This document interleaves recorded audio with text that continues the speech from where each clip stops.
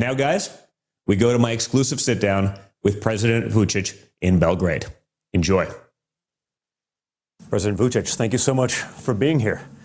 I'd love to get your perspective as we watch the turmoil that you see across Europe right now. Seems like entire existences are going.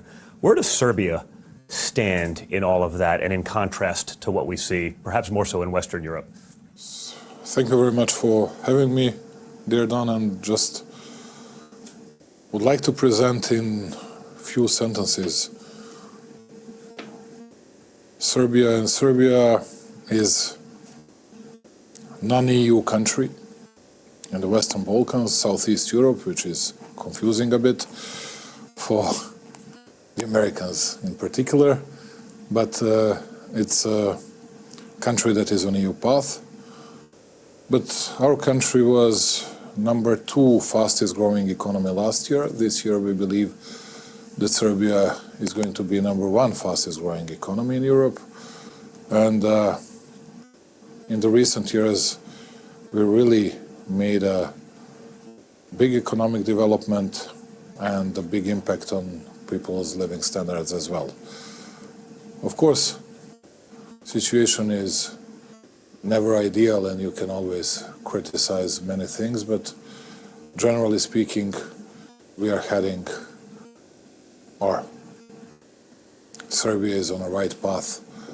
Let me define it this way. But yeah, we do invest hugely into infrastructural works. We do try to attract a lot of foreign direct investments, and we've been doing that successfully in the recent years. And on the other hand, we still brag ourselves of having an independent and sovereign approach towards international political events, actors, and also ideas. And that's what, in a way, makes a difference between us and at least many European Union countries. On the other hand, there are a few countries in Europe that are facing protests right now. One out of these countries is Serbia. Big protests against us because of that canopy fall that happened on November the 1st. Get into the details of that, because it feels to me, as someone who's watched this play out in America and with my family, a tragic incident, of course, but it was later weaponized, perhaps like our January 6th, turned into something that it wasn't, to incite potentially even a revolution. I was saying the same to my people here. What happened on January the 6th for Donald Trump, for all of you, dear Don, it was for me in a way November the 3rd, when one tragic accident, which happens all over the world, like it happened after President Trump was inaugurated this year with that helicopter and plane, and it happens with even bigger number of casualties. And it was used in a way that I couldn't believe it against the government, although prosecutor's office indicted all the people that they thought would have been responsible for that. We did our job. We fulfilled all the requests, all the demands made by students here, but it was not enough. And I realized that, let's say, mid-December, a month and a half after, then I realized that it was an ongoing colored revolution, imported revolution, something that you couldn't handle easily, and it was not easy. It's still not easy, but I believe that we are on a very good path to overcome it successfully and victoriously. It was a huge amount of money that was invested from outside. Different foundations, different agencies, because nobody wanted to see. There are three reasons why they wanted to destabilize Serbia. Number one was Serbia was performing better than the others in the region. Well, that was not a good sign for the others that didn't want it to have that disbalance. On the other hand, Serbia was having its own independent policy, which was, yes, we were on Ukrainian side when we discussed territorial integrity and incursion issue and everything else, but we were the only country that was not imposing sanction against Russia, because Clinton administration was imposing sanctions against us, and we still remember that, and that was one of the main reasons why we didn't want to do it. I want to ask about that later on as well. Yeah, because... but I'm saying this, all this stuff were quite a reason to go against this government from outside, and we were not always very much obedient like most of the others in Europe. And we are a small country, we cannot easily oppose to that, we couldn't repel that easily, but now I really believe that at least in the days to come it'll be all over this or another way, but I think, and I'm very much prudent and very much cautious, I think that we are going to win, because I see the clear will of Serbian people which is on our side. It doesn't mean that they like me or they dislike that and that guy, no. Correct. It means that people would like to have peace, stability, and to decide on their future in elections. In the election process, not in the streets, not under the influence of some foreign countries and everything else. Well, there's another planned protest in a couple of days. How much of that is manufactured? I've read and I've seen and spoken to other people here. Some of these protests, they're offering kids €100 to show up, and then they'd have a fake social media account of a good-looking woman saying, you're a 10 if you show up to the protest. And so kids are basically showing up to a party that they may not even know.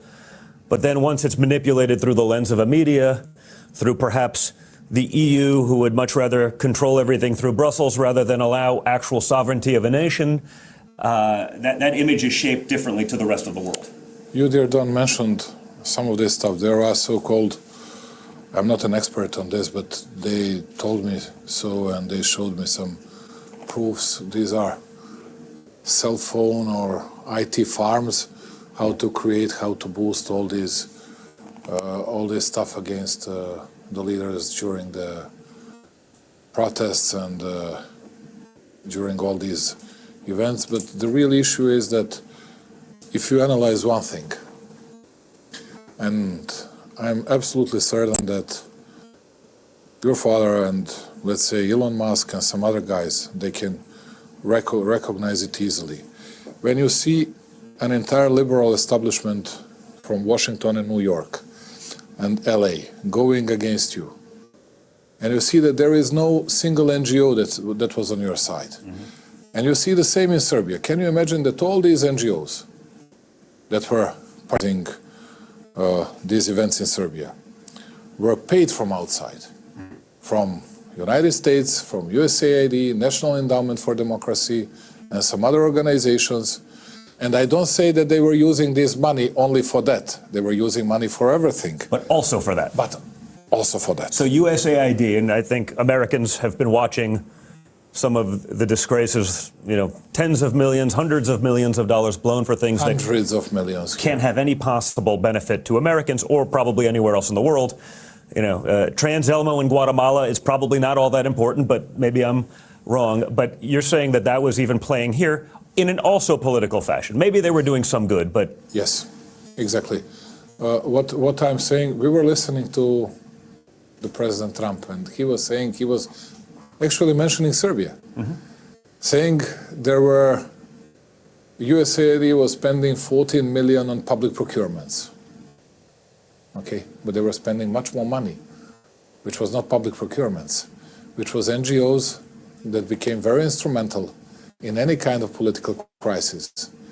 And they have always been choosing the side that was anarcho-liberal, that was so-called green, but just so-called, and always against the leaders that would have kept sovereignty and independence of the country and of the nation.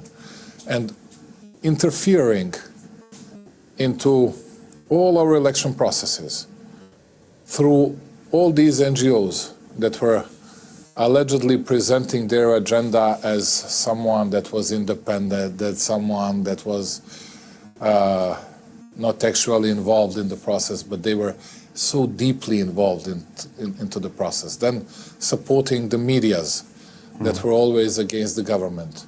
And I don't understand what was that good for the American citizens regarding these issues. Has your government made requests to figure out where this money is going? Because it seems like a reasonable question if they're interfering in your elections to find out. Yeah, that's what we wanted to do, and we faced an avalanche of criticism, even coming from some sources from the deep state of your country, but from Brussels in particular. In particular, there is no single clerk in Brussels that was not criticizing us on a fact. We did not detain anyone. There has been no apprehension, arrests, nothing. Our prosecutor's office wanted to scrutinize their financial activities, and that's it, how they were spending that money, and how they were using that money. And after they did it, all of a sudden everybody started attacking us and protesting every single day. Like you must not ask, you have no right to ask someone. We can ask you, you can ask us, everybody can ask everybody in the world, apart from NGOs that are like blessed by someone and protected by liberal world, because if you touch them, if you ask them, okay, is it rainy day or it's a sunny day, you made the most terrible mistake and you are going to be crucified by them. And this is something what is happening to us now. But we'll finish our job. We'll finish our job, and you'll be very surprised with the results, because I got some information, but I need a confirmation to say it publicly. You'll be very, very surprised, and it'll be helpful to President Trump very much in the next period to show what was the purpose of that money, and it can happen to you and to him again, because they're going to use the same sources against you. They don't seem to have a very creative playbook, and it seems like whether it's yourself, whether it's Viktor Orban, whether it's my father, anyone who's adhering to the notion of sovereignty, perhaps the notion of traditional Western values, that becomes the enemy of all of these. The American left, the de facto American left, which is USAID functioning abroad, and you mentioned the EU. You're obviously not a part of the EU, but you've seen what happens as these nations sort of bind into one blob and they lose their own identity. Talk a little bit about the difference between Serbia and some of the other nations that have held fast versus Western Europe that's been sort of absorbed by that mindset. We are on EU path and we respect EU, but the real issue is that they from time to time expect from us to be, I think. And my question to them has always been, then why do you need our government? Why do you need any government in the region? Because they have always been criticizing us because of those sanctions against Russia that we did not impose.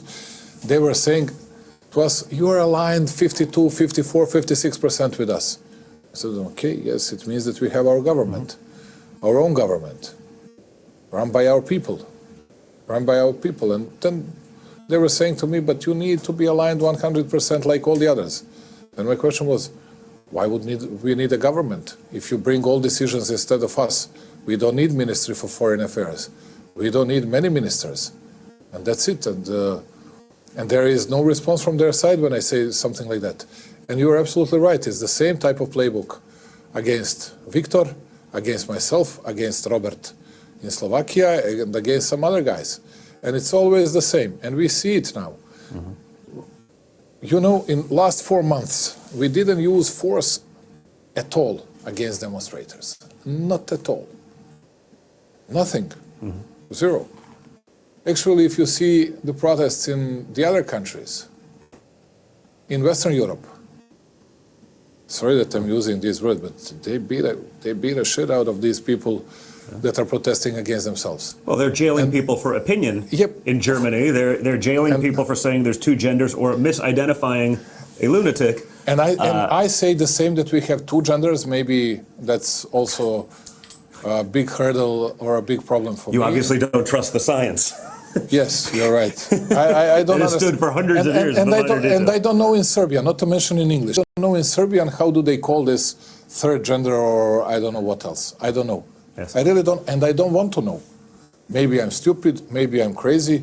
I know that there are two genders. I was born like that. Now everything. I think you're right, but there are a few people that the NGOs would disagree with us, which is why they're spending tens of millions of dollars pushing it in other countries. If you go to some other countries like Germany, it's not USAID that was even the biggest. From Brussels, from let's say from Green Party, from their foundation, from Socialist Foundation, their foundations, they were financing everything here. And it was all just a cover for political activism financing here. Just a cover. And not only that, but also from Brussels and from many European capitals as well. And that's what they were doing against your father all the time. All European mainstream medias were launching terrible campaigns against him without even asking him or giving him a chance to just say that he was ruining values, ruining that and that, and there has never been values, because they were always insisting on values. When you come to values, there are no values. Can I tell you one? Just for your people, because everybody knows it here in Serbia. I'll tell you, dear Don. You hear when Marco Rubio, when he says, well, Ukraine will have to do something to compromise or whatever. Then they say, but who are you to do something against territorial integrity of Ukraine? You, Donald Trump, are going to ruin all the values of contemporary world. And then when they see me, they always stop saying that. You know why? Because I always say to them, really, you speak about territorial integrity, but why you Europeans, together with Bill Clinton in 1999, why you violated an international public law, brought a decision without any voting within UN Security Council, and you were bombarding this country and then changing the borders of this country. Changing the borders of this country, which means that you didn't care about territorial integrity at that time, but now when you care about it, when it's in your interests, and I have nothing against Ukraine, to tell you the truth, nothing at all, but when you changed your rules and your values, you stick to the values. Do as I say, not as I do. Exactly, exactly. When it fits to them, then they have these values. When it doesn't fit to their interests, well, just put it aside or cover it with something else. So in the big picture, I mean, that was 1999. Bill Clinton decided to bomb Serbia, Yes. Unilaterally, to your point, without real consent from the rest of the world. Was that a distraction to what was going on in his personal life at the time? No, dear Don, I'm not speaking, and I'm not exposing my opinion. What I'm going to say are facts. Federal Republic of Yugoslavia, just once or twice Montenegro as a part of Federal Republic of Yugoslavia, and a Serbian inhabited part of Montenegro in the north. And Serbia itself was bombarded by 19 NATO countries. 19 NATO countries attacked small Serbia. Because they were saying that we were violating an international public law. Now you're going to hear something for the first time in your life, that we were violating an international public law in a part of our territory with the possible, in the future, humanitarian crisis that we might cause. That was the reason for bombardment. So it was preemptive? Exactly, but please, then Putin learned something from that.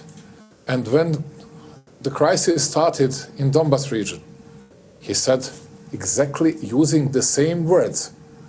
Well, you see, it's going to be a massive humanitarian crisis. Ukrainians are jeopardizing Russian-speaking people in East Ukraine, and we had to intervene using exactly the same narrative, exactly the same language as it was used against us. He did it smartly. If I were him, would have done the same. Yeah. I disagreed with that. Yeah. That's not being an apologist, that's just understanding. Yeah, just put it rationally. Yeah. And that's it. And now when they say to him, you cannot take Crimea, you cannot take Kherson, you cannot say that and that. He's going to say, which is also not good for us, but he's going to say, but you did it with Kosovo. And what is going to be their answer? I'll tell you. Well, that's not the same. That was a real humanitarian disaster. And he's going to say, this was even bigger, much bigger humanitarian disaster. And this is what I wanted to show it to you. And is the fact that people actually, when it's good for them, when it suits them well, they're okay with international public law. When it doesn't fit them, when it doesn't suit them well, who cares about it? But if you do it once, then you cannot speak about the real values or constant values. Correct. And don't lecture all the others. And that's it. And this is all what I said about it. It's completely true. It's completely true. So you've had a lot of pressure to normalize relations with Kosovo. Yes. There's a lot of pressure coming from all different parts of the world. How does that actually look? How does that work in reality versus perhaps, again, the narrative that's put out there that this would be something that is simple? What is that message? Thank you for asking me that. Unlike guys from Pristina, I'm not going to criticize them and to use this opportunity to say something bad about them.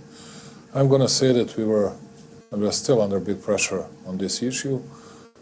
Everybody, or many people, wants to undermine our territorial integrity, our constitution and everything else. But the real thing is that we wanted always, and we have always been open to get us closer to a consensus or arrangement between us and Pristina, but it had to be, or it has to be, a sort of a compromising solution. It cannot be one-sided. And during the first tenure of your father, we discussed that with Rick, with O'Brien and the others, and Rick Grenell was insisting on economy, and I like that idea because that was Donald Trump's idea. And when I entered the Oval Office, the second question, after asking me about China something, the second question was economy, direct flights, that's what you guys need to do. And I immediately agreed with that, because I understood that he noticed that it was very complicated from political point of view, because he cannot change absolutely everything in American politics from the past, and he wanted to also not to hurt us even more. And he wanted to find something that would be out of the box. Solution based on a better economy in the region, open borders and everything else. Speak about an entire region. But as a matter of fact, Europeans were going strongly against that arrangement. We call that Washington arrangement. And why? Because they thought that they were much smarter, that it was a superficial approach, or they wanted to have steering wheel in their hands. Well, it seems like if we're talking about Bill Clinton and mistakes, he's the guy that said it's the economy, stupid. If everyone's benefiting, you would think that they would go along with that, or are they better off with a fragmented? I just don't understand why people in the region did not accept fully the idea of an open Balkan, which we discussed, and it was fully supported by the Americans and even by the other administration, democratic administration, because they were getting some impulses and signals from Europe not to go with it. I don't know. Is that about limiting your success because you've gone against the grain? Partly, at least partly, yes, I believe so.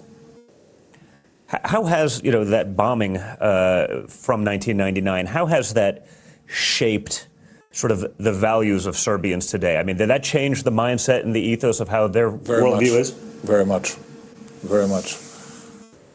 People here, they live a sort of Western way of life.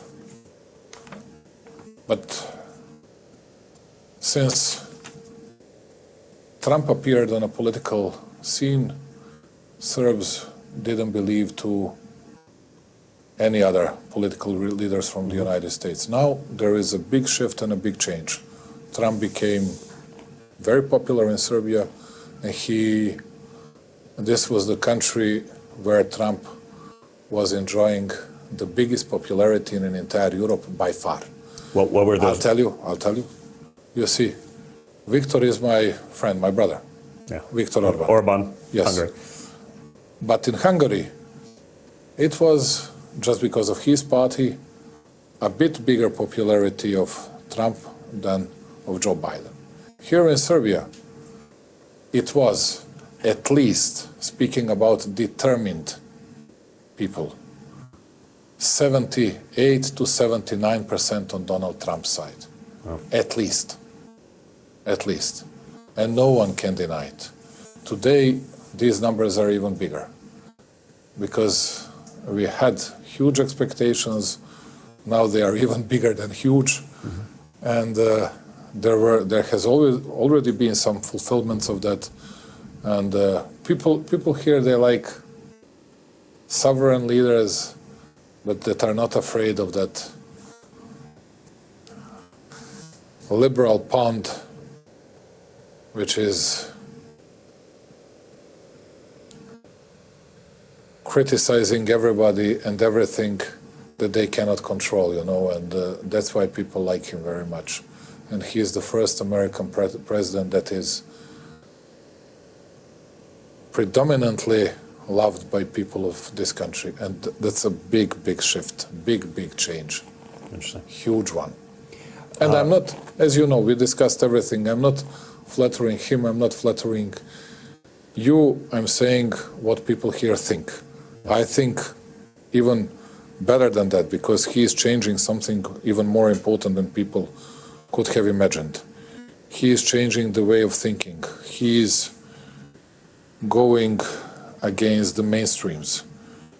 He is doing something against the deep state, which was unimaginable. And I'm not sure that he'll be 100% successful on this, because it's impossible. But what he tried, what he did, was something of an utmost importance, not only for the United States of America, but for many freedom-loving countries. Here, in Asia, in Africa. Did I tell you that, because I'm from the very small country, relatively or very popular in China.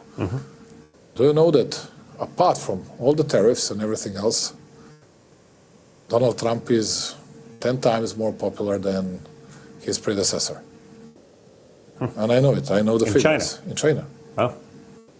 I wouldn't have thought that, but maybe they too hope for some freedom and the ability to say what they want. And I can tell you why.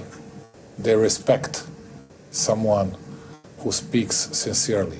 Chinese people are very serious people, good people. They respect, okay, you're our opponent, you think differently. But when we hear you, when we understand what you want, doesn't matter we can respect it.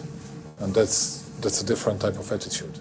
I think it's important. Do you think they respect some of the other leaders of Europe when they look at it? Because it feels like it'd be hard to. I don't take so many of these people anymore as serious people. Chinese show respect to everybody, but I see the difference between real respect and an alleged or diplomatic or protocolarian one. Mm-hmm. What were your thoughts about the infamous now meeting in the Oval Office between my father, J.D. Vance, some of that team, and Zelensky in terms of trying to come up with a settlement? Zelensky is a very smart guy, very intelligent person. I met him 9 or 10 times. He was doing something for his political position in Ukraine. Smartly done. He went back as a hero to Kiev, and his numbers were, as your father was saying it in a very proper way, not very good, but that was one of the reasons why he did it. Protecting Ukraine from everyone, even from the United States of America, doing that and that. That was number one. Number two, my friend Zelensky, I think that you can accept his apology on this, because I think that he did not act fully in a rational way. Mm-hmm. Because when you see the President of the United States, particularly a guy that is determined and decisive, that knows the politics, that knows his aims, like Donald Trump, you need to understand your position as well. And you are not equal. And you know, people here were, I'll tell you the story, people here were criticizing me because when I was at that Oval Office, Donald brought, or his people brought, like a tiny chair for me like this one. And I looked like a kid, you know, he was having that big armchair, you know, like a king sitting above me, you know, and people were saying, you humiliated us, you did that and that. And I was thinking about it. And I said to myself, hey, this is Donald Trump. This is the President of the United States of America. You can sit, you can lay down, you can do whatever you want. You have to show respect to him, and you have to fight for your people, for the benefits, for the sake of your people, Serbian people. And I was doing that. I was doing that. And I saw no problems on that. And I was shocked when people, and Maria Zakharova from Russian Ministry of Foreign Affairs attacked me like I was humiliated by American president and that and that. It was not. He was very friendly treating me, very friendly. We were discussing even some private issues and everything else. He was catching everything in a minute. Mm-hmm. He couldn't know all the details from the Balkans. Of course. You know it because you spend more time here and you do understand that.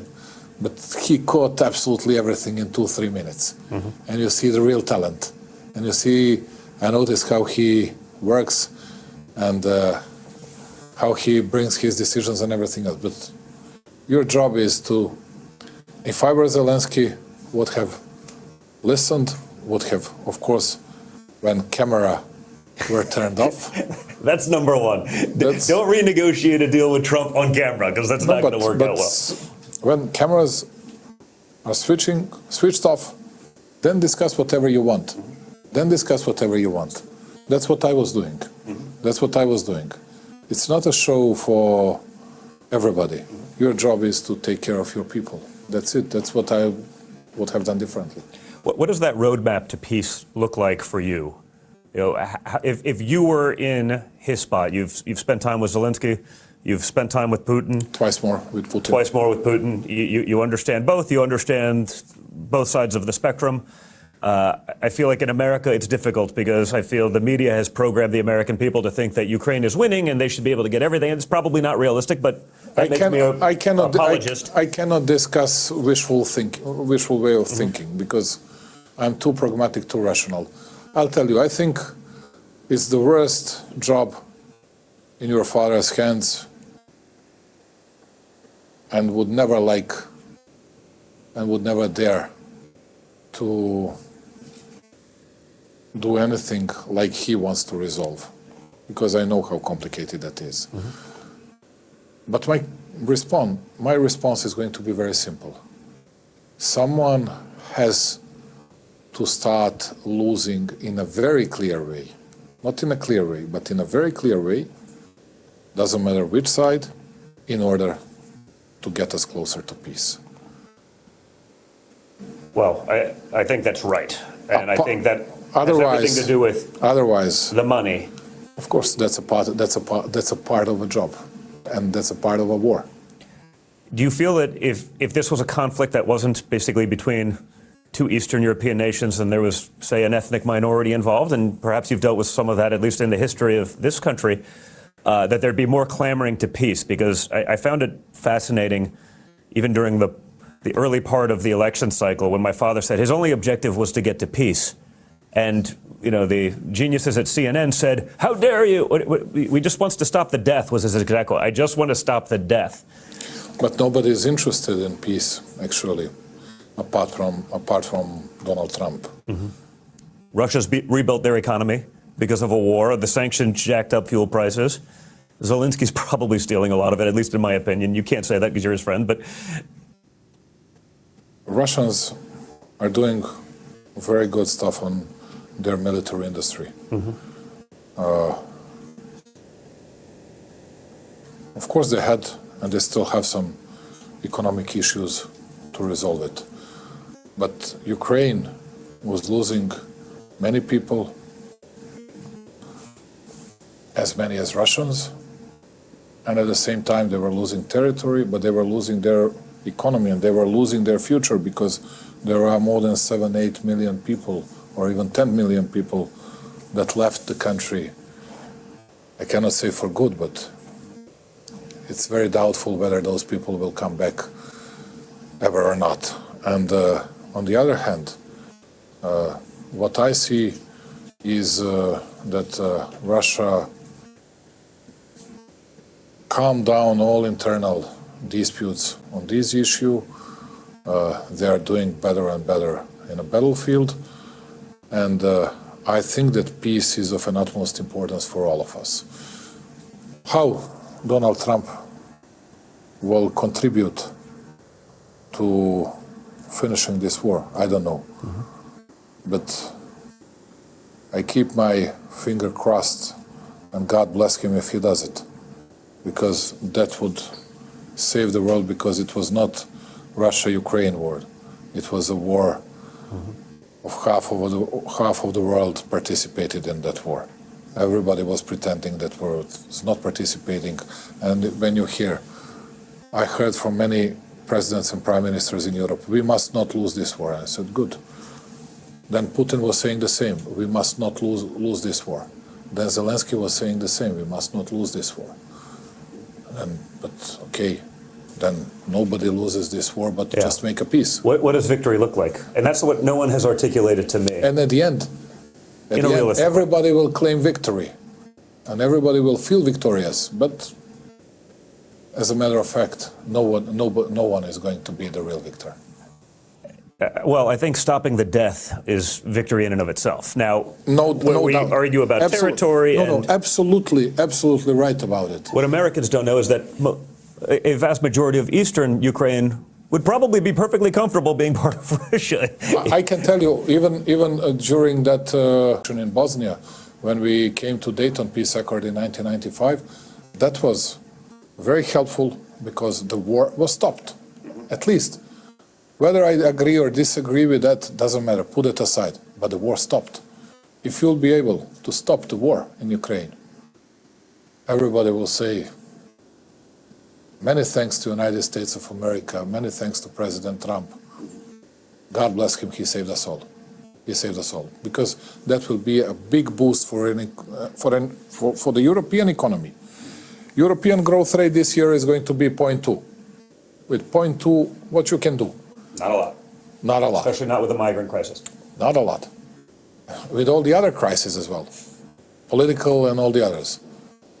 That's why we need to stop this war, and I see that they are not interested in having truce or ceasefire or whatever, but well, they were interested in prolonging the war. I saw the statistics last week. The vast majority of Europeans wanted to keep fighting. The problem is that statistic changed the second they were asked, were they willing to actually help contribute and pay for it? So, that's wonderful. I'd love to create world peace. I may not, or world hunger. I'd love to end it, but I'm not going to give up a meal. Yes, and you might add even their participation in that war. And then nobody will be in favor of that. Because it's easy when someone else is dying, and when someone else is paying the price. And you are not doing it, but because of your global or regional interests, you would like to see more of a war, which is very hypocritical, to tell you the truth. And you can see it in a very easy way. It's present all over the continent. Well, hypocrisy is getting very common these days. Tell me, one of your neighbors, a lot has been going on in their election process over in Romania. Do you have any insight into that? Because as an American, you see at least the conservative candidate is thrown off a ballot. I'm sure there's more nuance to that than that, but I can tell you, I'm not an expert on Romania. I don't understand Romanian language, because apart from Romanian and Hungarian language, I do understand all the other regional languages. I speak fluent Czech, so from Bulgarian to Slovenian language, I do understand. It's Serbo-Croat or Serbian and Croatian, whatever languages. We all do understand these languages, and this is one of the hurdles which I'm facing when I want to understand more of Romanian politics. But I can tell you something, not hiding anything. I have many friends in Romania, including, I believe, our common friend Victor Ponta. He is an honorable man. But also, I cannot imagine, I have never spoken to Calin Georgescu. Never, ever. Never. And would like to speak to him as well.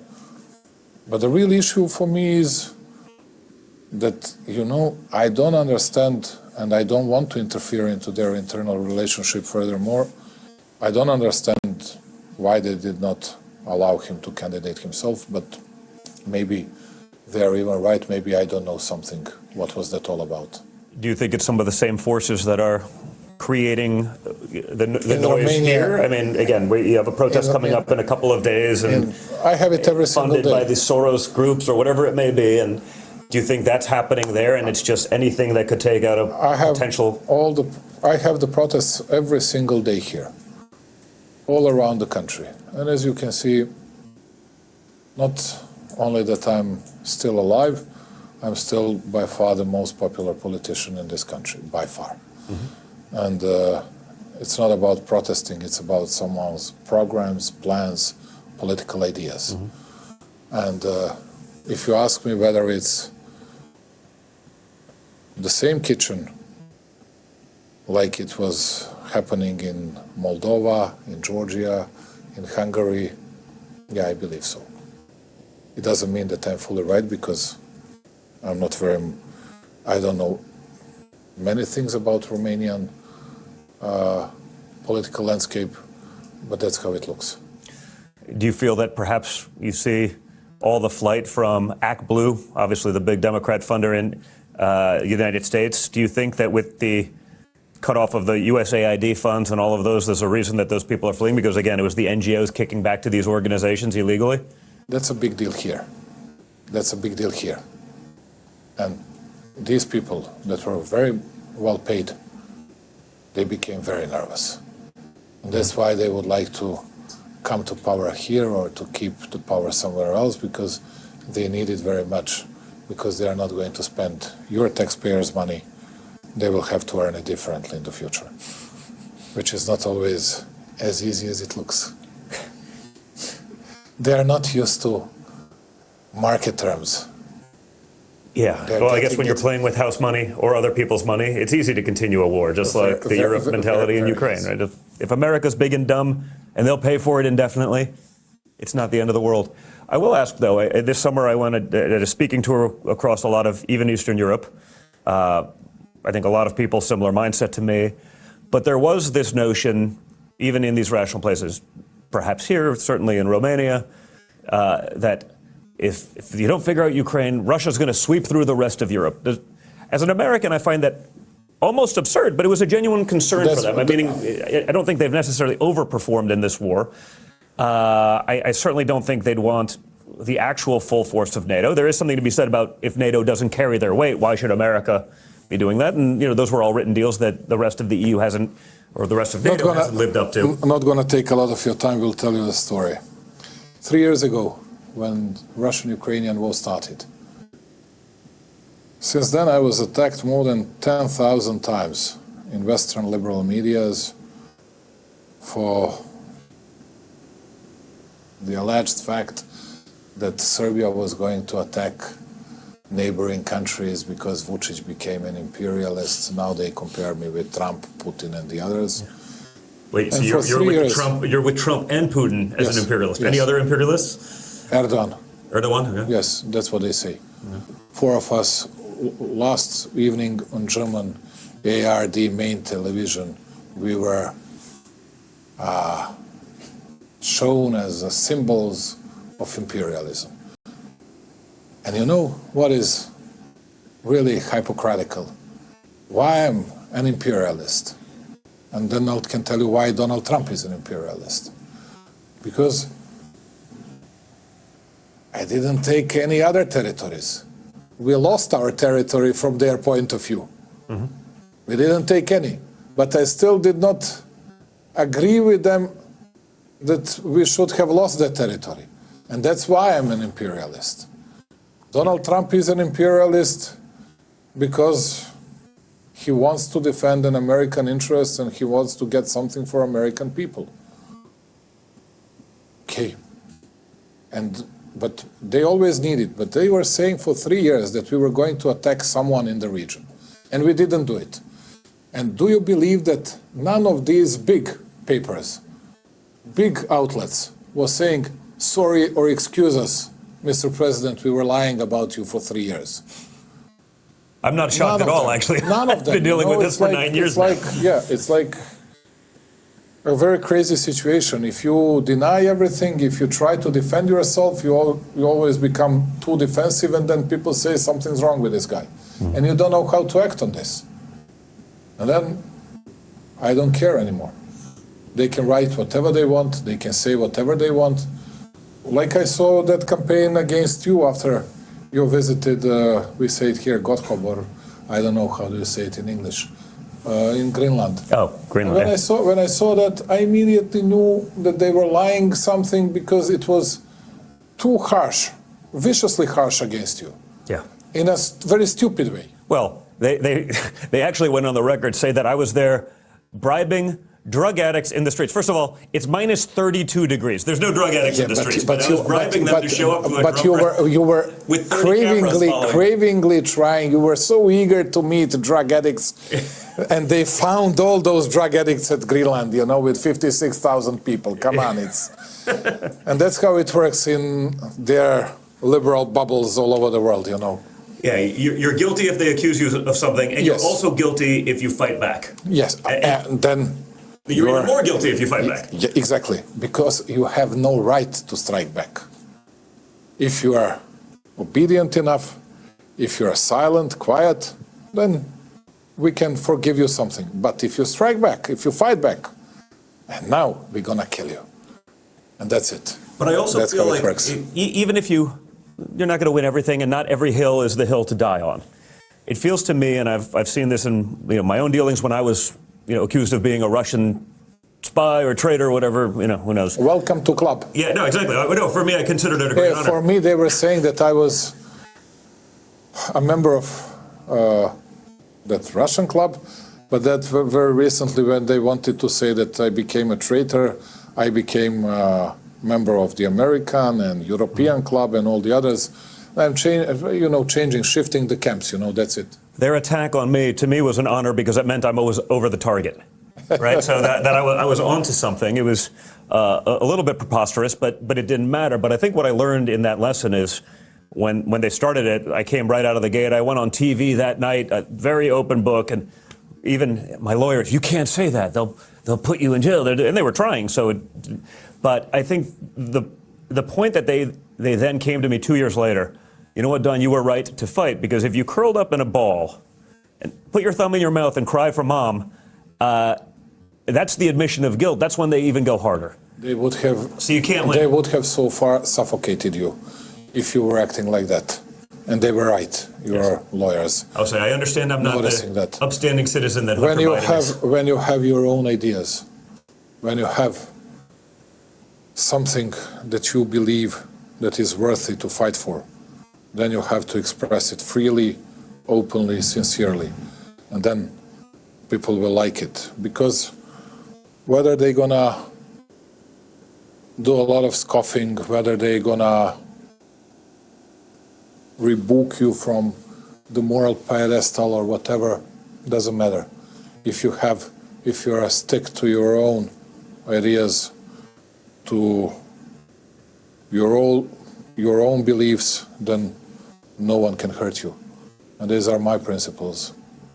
What's the future of Western Europe look like? It feels like Eastern still has at least a foothold in reality and in tradition and in identity.